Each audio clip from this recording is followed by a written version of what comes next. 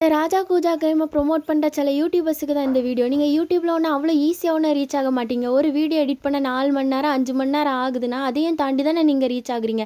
உங்கள்கிட்ட ஏதோ ஒன்று பிடிச்சி தான் இத்தனை லட்சம் பேர் உங்களை ஃபாலோ பண்ணிட்டு இருக்காங்க. சரி, நீங்கள் தெரியாமல் ஒரு ஃபேக் ப்ரொமோஷன் போட்டுட்டீங்கன்னா இத்தனை பேர் கமெண்டில் சொல்கிறாங்க, எத்தனை பேரும் அந்த கேம் வேண்டாம் ஃபேக் ப்ரொமோஷன் சொல்கிறாங்க.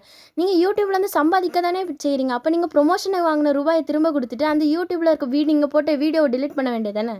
சொல்லியா நான் வீடியோ மட்டும் தான் போட்டேன், அதை நான் விளையாட சொல்ல. நான் பாதி பேர் எவன் சத்தா எனக்குன்னு போட்ட வீடியோக்கு ஒரு ரெஸ்பான்ஸ் கூட பண்ணாமல் இருக்கானுவன்.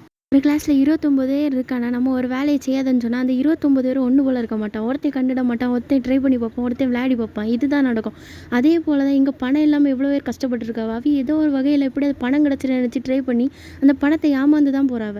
10 பேர் இருக்கிறதுல 2 பேர் ட்ரை பண்ணி பார்ப்பானா, அப்போ 10 லட்சம் 15 லட்சம் பேர் ஃபாலோ பண்ணுற இடத்துல எத்தனை பேர் அதை போல் யோசித்து பாரு. போல் ஃபேக் ப்ரொமோஷனால் மக்களை தயவு செய்து யாருமே ஏமாற்றாதீங்க.